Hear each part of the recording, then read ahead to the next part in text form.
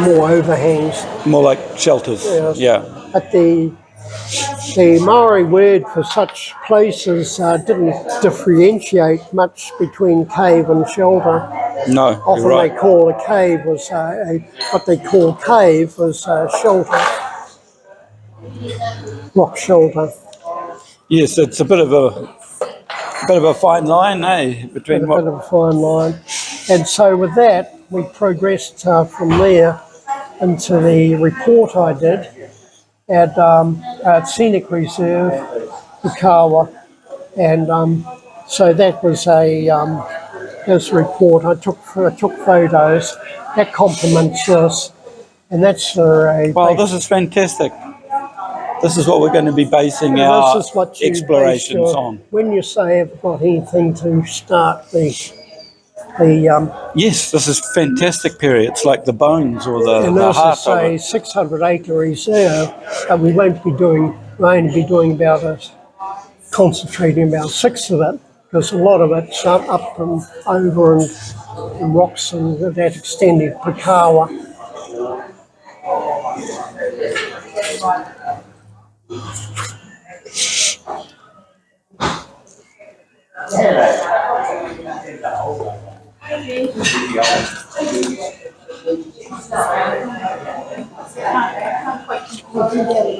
Oh, historic values. The Ngāti Hotu and their neighbours, the Rua Kōpiri to the southwest, lived on the land. That's interesting, eh? So it was originally Ngāti Hotu who were there, of course. Yes. I could have shifted. You Yeah. can't go on that side because the light is coming in. No, you're fine. You're fine. There's, what were you just saying to Whaitaima? Sorry.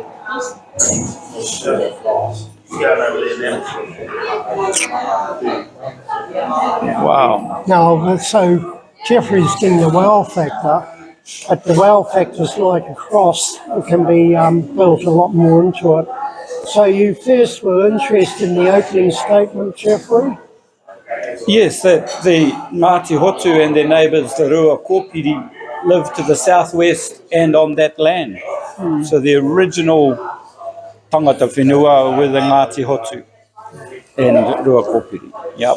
And that's why I say Turingi Tukua, he went right among the Ngāti Hotu, right over toward the Whanganui River. So he was familiar. It wasn't just like with Kuraputo and killing everyone. It was the real history is far more involved and detailed. It's interesting when it says that on this account they were defeated by the invading Ngāti Maru. That was different to the names given on this history here, which says that the invaders were... Oh, that came from... Ngāti Tamatera and Ngāti Whakatere, led by Hihitawa. So I wonder if they were... No, this is to late 19th century Parekawa. So that's another... Was that another instance? Yes, that's another instance, invading Ngāti Maru. Well, The Ngāti Maru came. The Ngāti Maru, 18th century. Yes. Because this happened in the beginning of the 19th century. And that,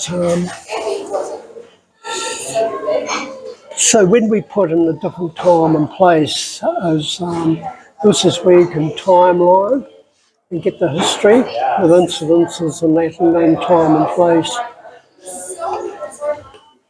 So are you going to do some reading, Jeffrey? I'm not sure if we're allowed. Well, I'll just read just about the historic value of the land, just as it. The Ngāti Hotu and their neighbours, the Rua Kōpiri, lived to the southwest, lived on the land. Tia, the 14th century Aroa explorer, stopped at Karangahape to the north of this area. Tia lived with the Ngāti Hotu until he died and was buried at Titi Raupinga. Two Wharetoa's people started to make their presence felt in the 18th century. A descendant, Te Rangitukua, kept the rival peoples of Taupo together. During his time, Ngāti Wharetoa became firmly established in Taupo. Te Rangitukua had 4 sons and the eldest daughter called Parekawa. Their descendants secured most of the land around Lake Taupo. At Rangitukua in the late 18th century, the Ngāti Parekawa at their pa Piri Peka Peka were defeated by the invading Ngāti Maru. Sure. So I think Jeffrey was sort of indicating to come to the table with. So the answer to my question was yes. You do have the report. Now I just pulled that out in this box last night because I had another thing on, but not that and not this. Funny. So this is such perfect supporting documentation, and what's more amazing is the man who made it's going to be doing work 40, how many years later? It's, well, 35 years later, we're going to be going back there and having a really close look at it. So I go back before that, before there was anyone there, and then the first person with his house there, one house, and then working to progress to what you got today.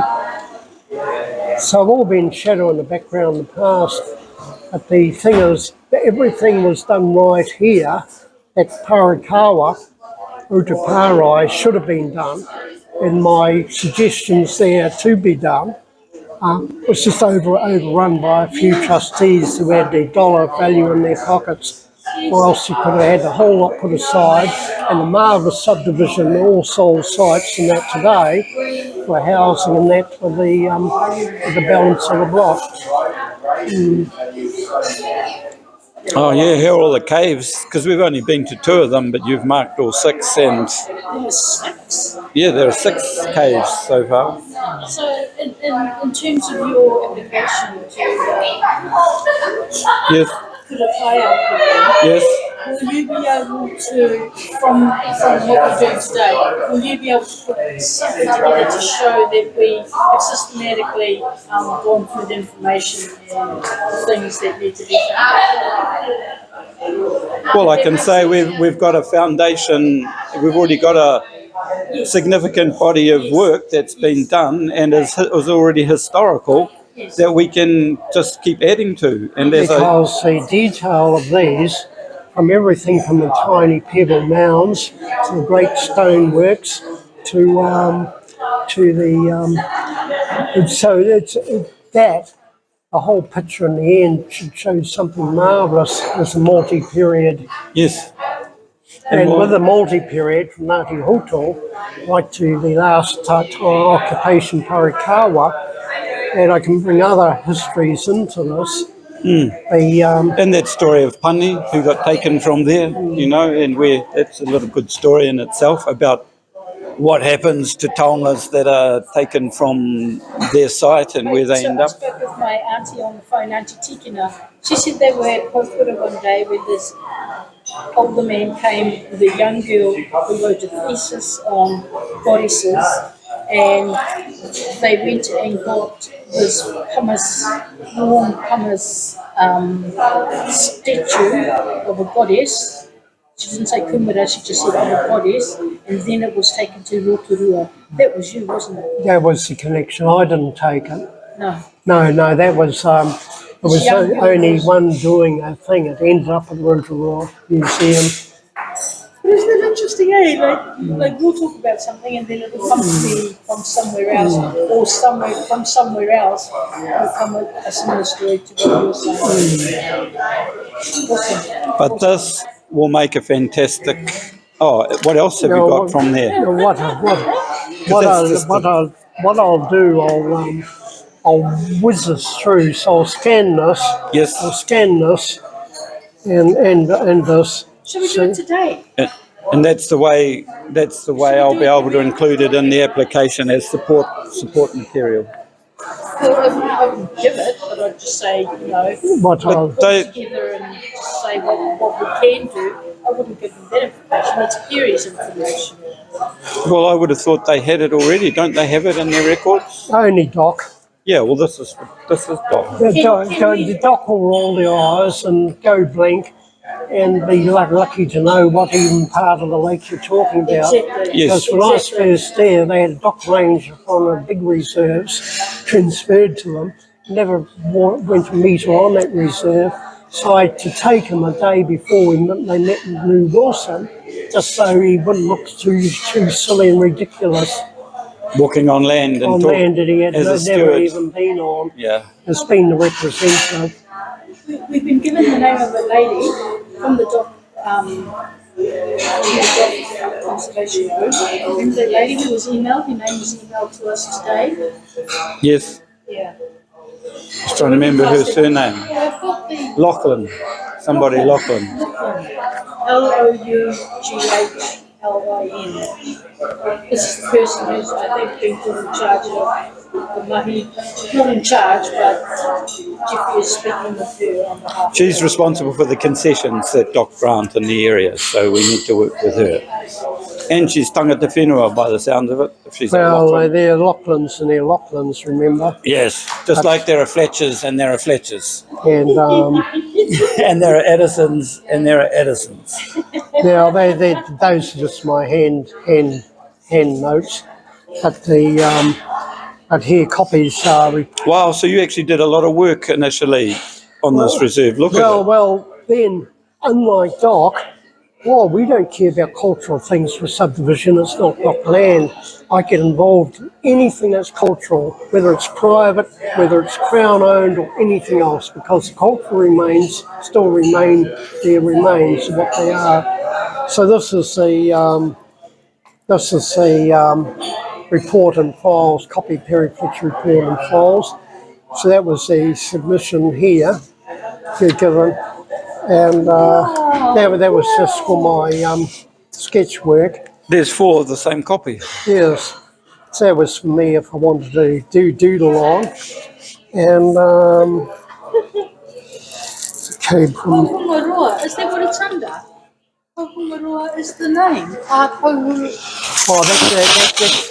when I say about the whole Hungaroa block and being valued at more for surveys costs more than the land was valued at, and then the court judge ordered that the survey costs got paid in 3 years from the owners at £1,000 a year interest. Isn't that extortion? So if the land was valued at $7,000 and the surveys were £8,000 rather, and at £1,000 a year interest for 3 years, when the Maori couldn't get ownership of the land until they had a survey, and then they had to virtually relinquish it because of the horrendous. And so it's like hundreds of thousands, if not millions of dollars in today's money that they're ordered to have the land awarded to them. So just speaking to this map of Rangitukua Scenic Reserve, it borders on the Kuratau River, does it? Is that the extent of the reserve? Because I'm just thinking where we have to basically traverse. This is the Kuratau River. Yes, so it's everything to the right of that. Now I've walked from here to here, and there's little of nothing here, and this part here is very more or nothing of the same. It's more or less just dropping toward the lake. But over here, our area here of interest is mainly concentrated. Here's you've got the bump from the headland part. It's more or less concentrated within that this part here.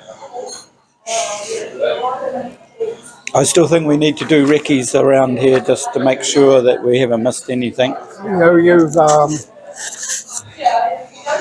like the Victorian we over those. Yes, one. So that's Wait till I start using one. That's the sort of the contours. Yeah, if you put it there, I can see it clearly, just in the same place. Yep. Oh. It's a bit out of Or hui hiwai.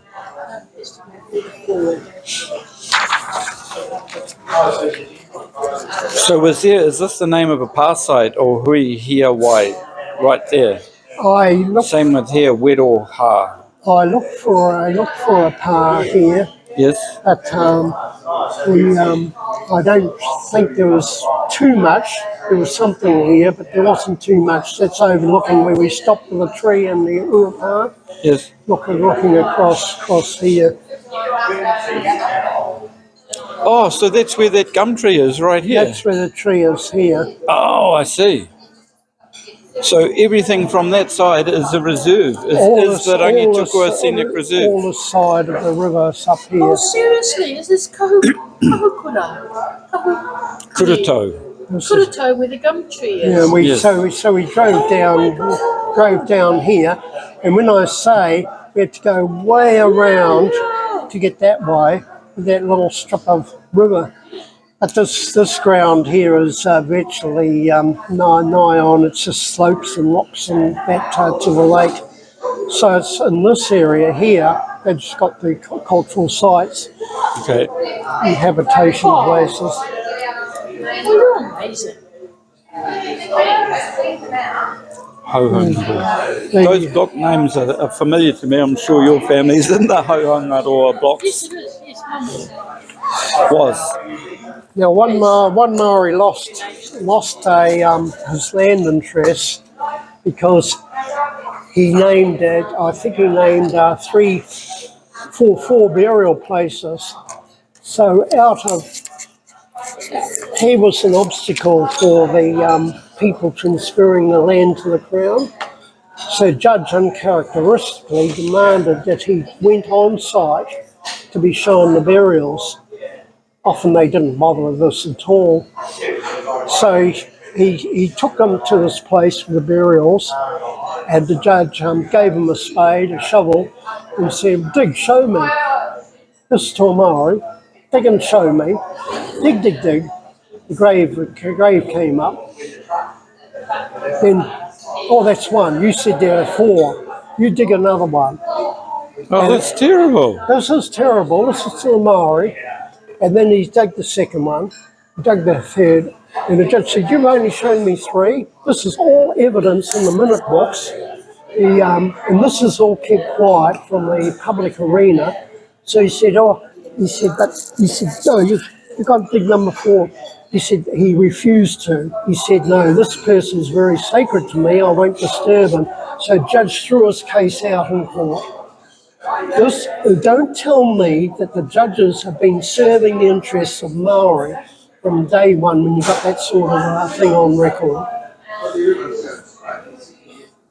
And and if they couldn't get it one way or another, they got the other way with the surveys, you know.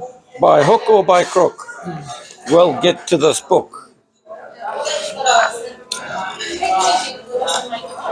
Because I asked Perry the question, are there any maps more in detail? And he gave me his usual enigmatic answer and quizzical eyebrow raise. And now we see the answer to that question. Wow, this is fantastic.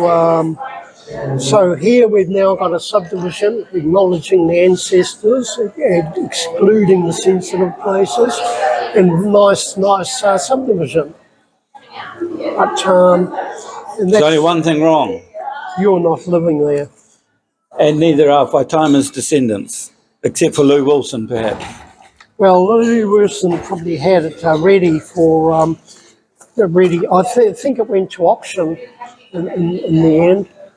But I believe that Harteby subdivision was all Maori land, and a bit like the Parawira thing, I don't know whether at the moment it's leased or what. It's leased.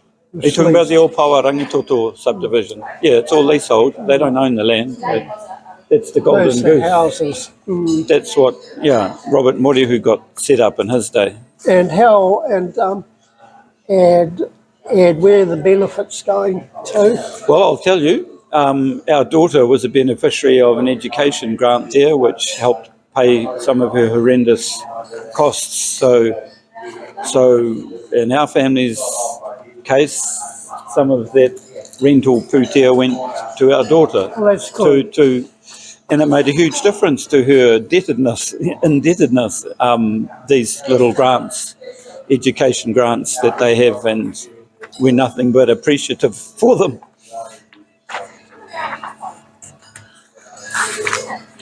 So have you got your answer, Jeffrey? Yes, in detail. We've got everything we need to continue the work that you've already put into there. But when we start again, we're going to be paid for it, Perry. I'm sorry about that. Well, remember this. Do you object to that? No, I remember I never got $1 for any of this. It was all out of my own pocket. I had to find money out of very little. So it was really much dividing the loaves and the fishes. So it's Well, we're not doing Jesus' work. But what drove me was something was connecting not only our past now, but the foresight for the future. For the future, and so that's how things can be done. They benefit Maori beneficiaries and others, and housing or anything else.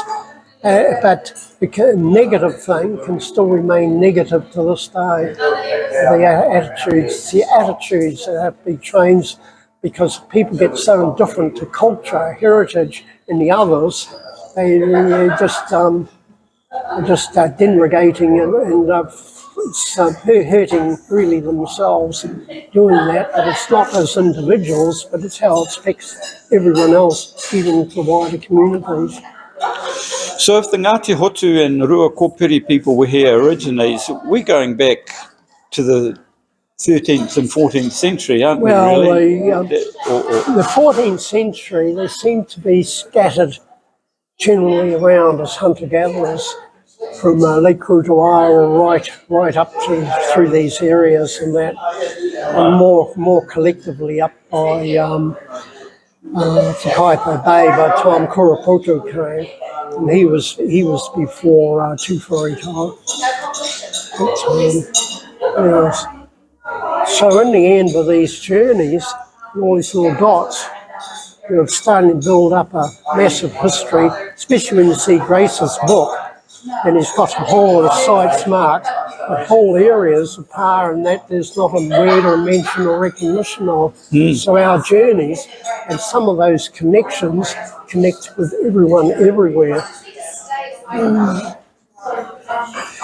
Did you say we'd have another drink before we got thrown out? I'll better shift my car. A house? I thought that was the name of the tuahu. Well... Or was that the name of a wharenui that they had in that area? Well, the oldest reference I've got was it being a house. You see, I try and look for... Commonalities. Commonality. It's, Jeffrey's just noting Hikarangi being a house, the oldest reference to Hikarangi in the area is a house. But then that will come when we revisit the site in the area. That's why I say I believe that there was a house by there. There's, when the first sons of TeWhare came, you've got it seemed that they were few in number, so they, when they were meeting Ngāti Hotu people, they weren't,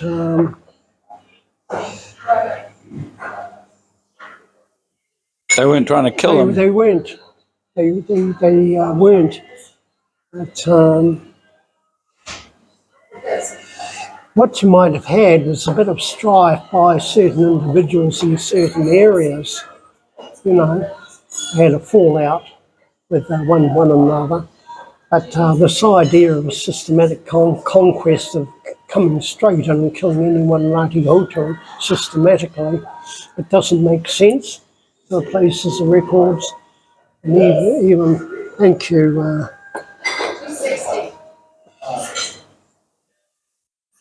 So it's a when there's the odd questions, some of the questions that will be raised might be a time factor. The same places, certain things happening, almost within a decade or generation of itself. That's yours. Okay. We when we do this, as Jeffrey says, and you get the idea where I've been showing you in that reserve, are starting to form the need to revisit, to take note in grids. Grids are starting to have to take place. To systematically do the grid one to the other to the other.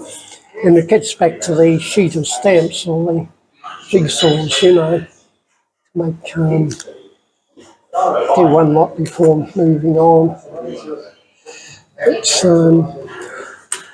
and we'll be in our high vis and anything required, even like with a mask and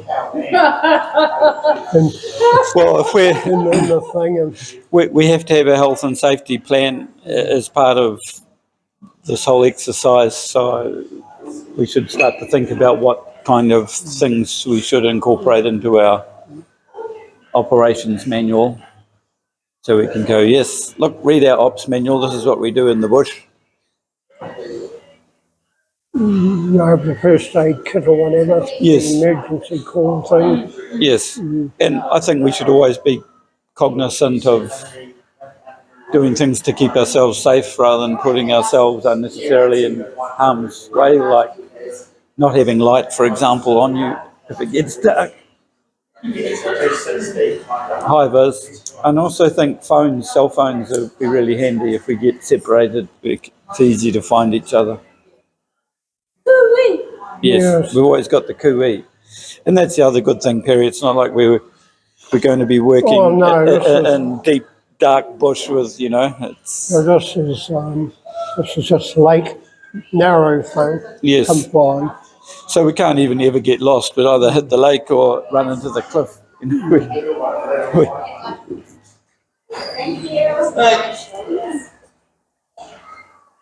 So I can, over your progress, so you've got an idea now for that. But the places that got so much detail in that you can just take a quarter of this and spend almost enough time on the detail in some areas. well, that single archaeological dig in Whakamoinga Caves took them 3 years just to dig a cave out. And I'm going, wow, that's intensive study. They did leave some areas intact. But remember, that started off as a fossicking exercise, and the difference university took over made it a 3-year study.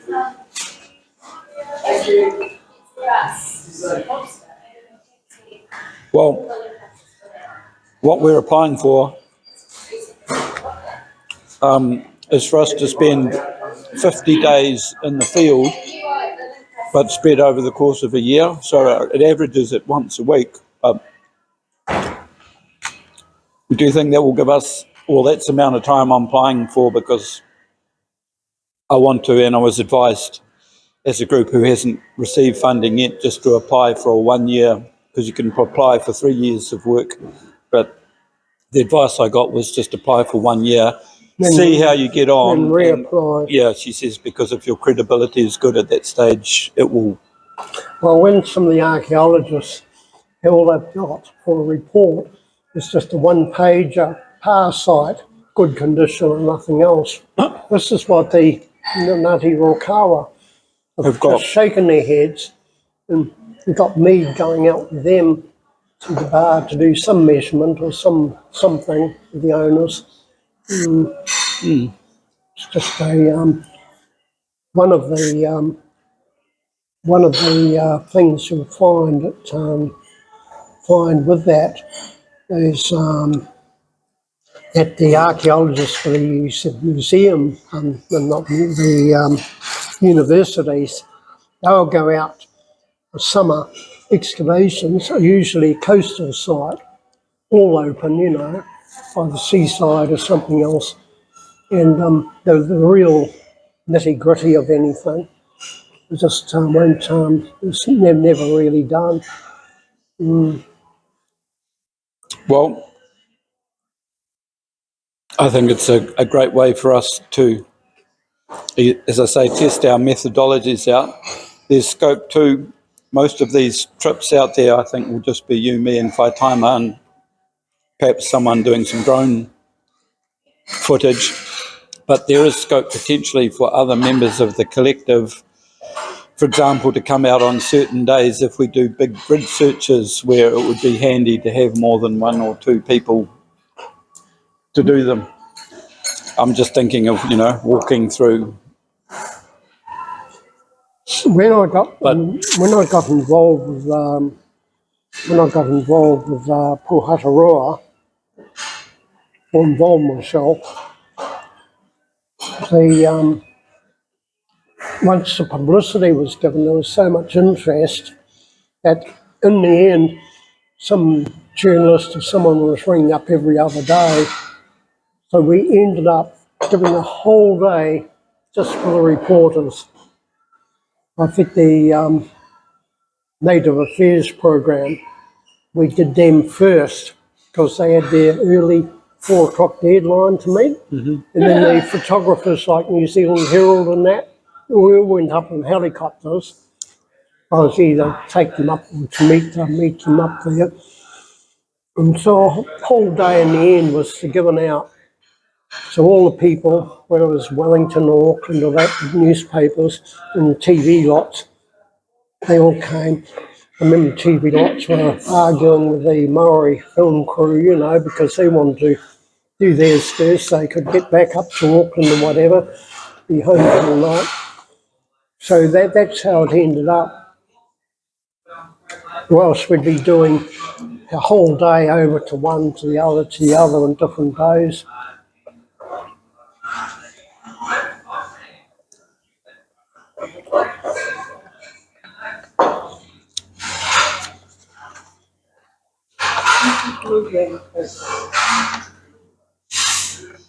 Remember, this is sort of 30, 40 years old, so I've got more sophisticated things now to play around with, and you have too. Well, we'll also have the GPS. So this would be a really good way to ensure accuracy of what we're measuring and locating. It's not, GPS is very, very precise.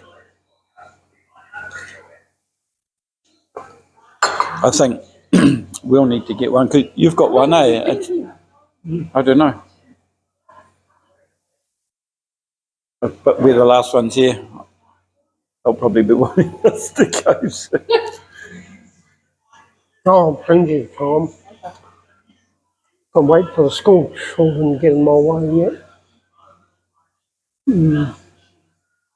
Because there's certainly a lot more features that we've found already than what are marked on here. You don't have cave site, house sites. These are just indicating. Yes. This was mainly.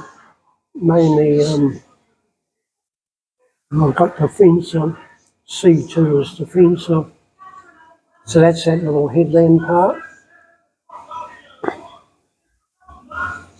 And did you give this information to the Lands and Surveys Department? Is that what will later become DOC? Unless it was early days of DOC, this chap on the Paul Green, took in the reserve. That was with. Is he still in there? Wilson. Is he still working for DOC, or is he retired? Oh, they probably retired years ago. I do remember that name. You watch Bill. Good on you.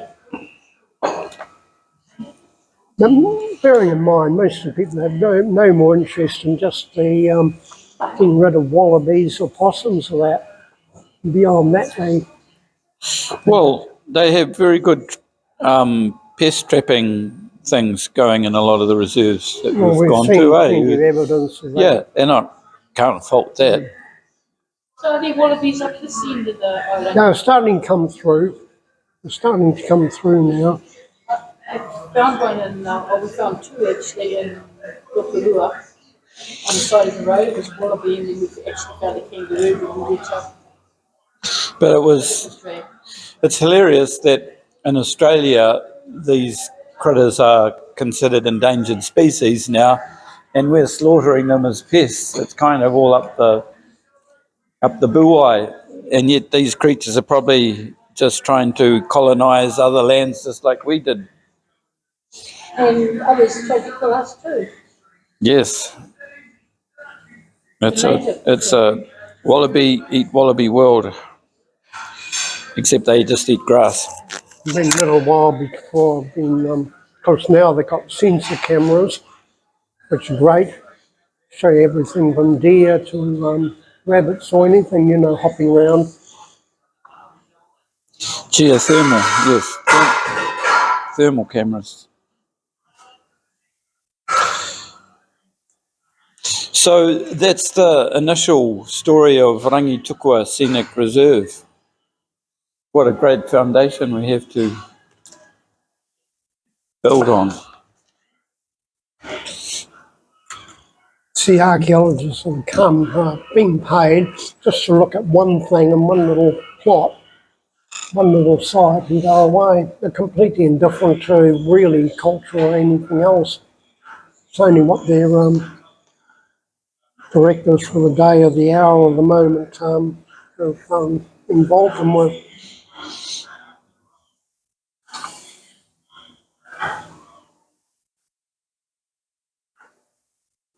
So how are we going? Do you have anything more to say about this particular place?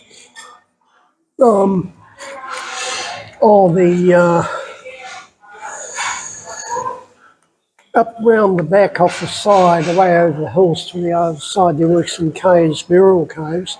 I tried to involve myself and locals. Once they got all excited, they suddenly want to remove all the bones that no one would go to in 100 years and take them over to modern Urupā. And there was no need for anything, you know, either be a record or note or to leave them where they are. So I can only take things to a certain point, and there it stays. So it's But those caves weren't on this reserve. They're away from it. right at the back. I didn't mark them at all. Right at the back. What up here, kind of thing. Where's our That's really soft if you compare to those ones there. Wow.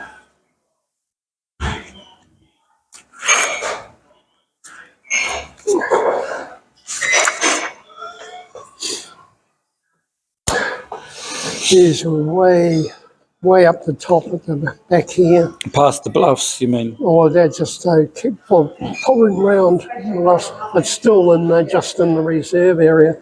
But they're way up there. So I never made note of mention or anything. But why is it that local Maori don't know anything, suddenly talk about burials, all excited. Oh, we must go, we've got to take them, got to move them and that. Completely indifferent to history and all the other places. It's a bit like picking up an artefact. It's easier just to leave it covered or peace of mind. And do you think those things, like we've found one artefact and we haven't notated where it is, what should we do about in those circumstances? Do you think we should put X marks the spot, or should we just let them be found by someone else down the track, or what? No, we'll do something appropriate with that. But who knows what will come up on our grid. And that's what I'm saying. What should our So see what the grid attitude thing, be? the grid thing might reveal. We'll make a discretionary call because basically this is now Crown administered land, and everything there under the Act, Antiquities Act, belongs to the Crown. And whether it's your ancestral thing to a generation or two back, your own thing, the Crown under the Act belongs to it, owns it. And if it's advertised to be removed, that has to be publicly advertised in the major papers for suddenly tribes who've never even heard of that area of Taupo will say, oh, that's ours, that's ours. It's happened, it does happen. So one artefact, as I say, at the Tiki Tiki area, catchment areas, that had 2 court cases and 2 independent things to fight over. People wanted to claim it and take it and pop it into a regular museum, completely out of the district, which it was. So silly things happen like that, and then it becomes, oh, that's ours, but not interested in seeing the site themselves or the history. So this is the mindset of most people. This is the mindset of these people today and these days. Is it about collecting, you know, like hoarders, how they collect things? It must be museums are like that. And they've always... Is it that type of mentality? Because it's quite sick, actually. At least there's the scope I saw in the TeWhare Settlement Trust. One of the treaty things is for there to be a whare taonga built for TeWhare treasures. That's part of a dream, but 40 years, hasn't happened. 45 years ago, Happy, in opening the local museum, said this is a place for it to go. Was this in Taupo? In Turangi? No, in Taupo. Oh, in Taupo. He opened it, and that's the words he said. Has one thing come from Turangi? Has one thing come from local Maori? Not a thing. It's not a new concept, but every group, oh, we'll have our museum, we'll have our this, we'll have our that. It's just meaningless words, and TeWhare are contradicting the directives of their own paramount chief. Well, that wouldn't be the first time.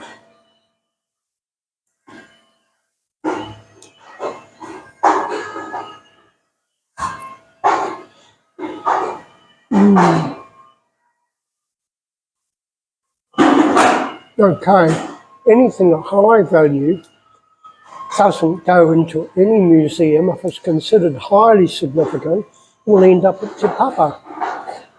The Crown can overrule anything that they think is priceless, and not even be for the local people to even view, and end up down at Te Papa.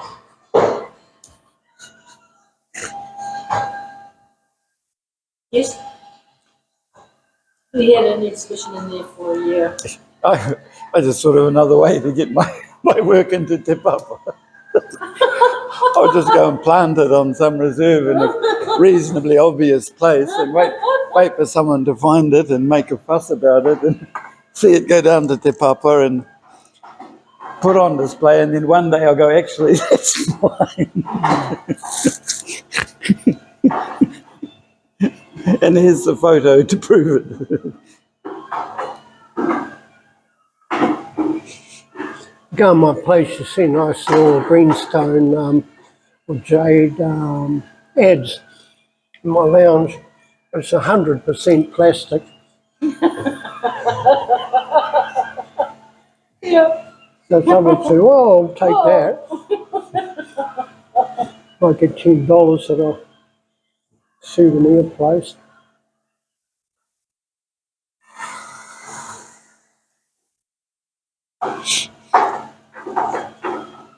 Okay, so looking ahead now to Sunday, are we going to get a? By the way, you're going to scan that, aren't you? I'll go home. I'll put through the scan or send it back to you. And Sunday, at the moment, we're just doing a bit of tidying up. The Jim Hill interview, I can at least show you the Te or Hinikai.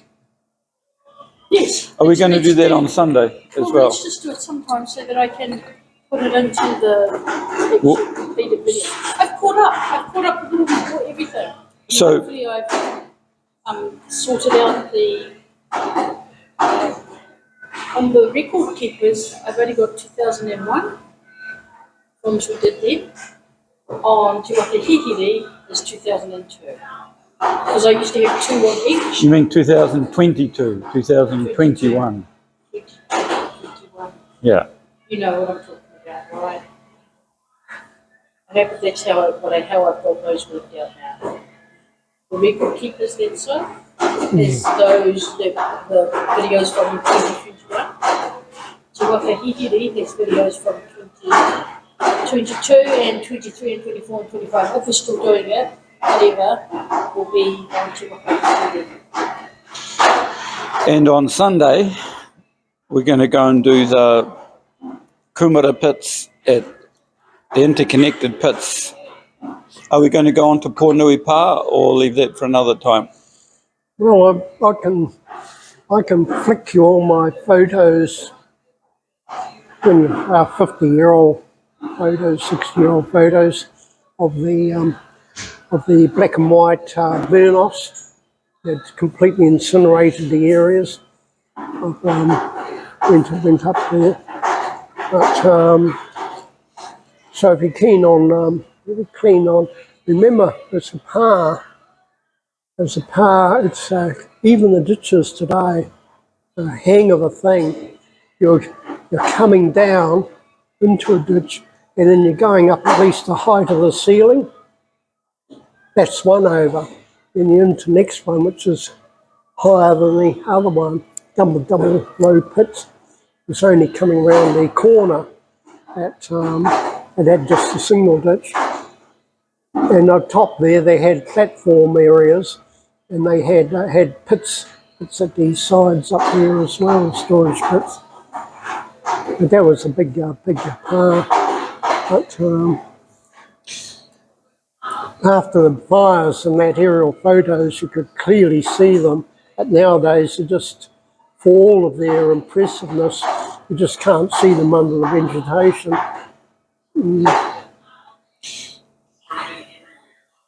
So is that a yes, we're going to go and explore Pōnui Pā or leave it for another day? Is that what's... So what else do we have to look at? Whaitaima?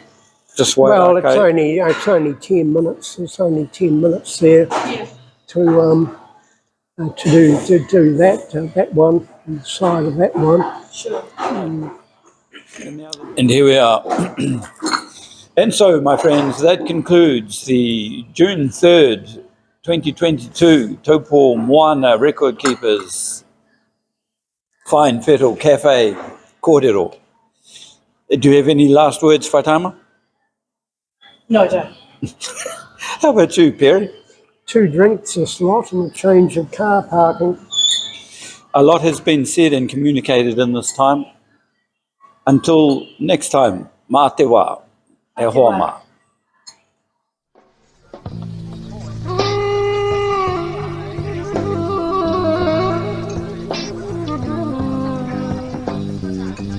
I am river, I am fish, and I'll tell you now, I'm not impressed.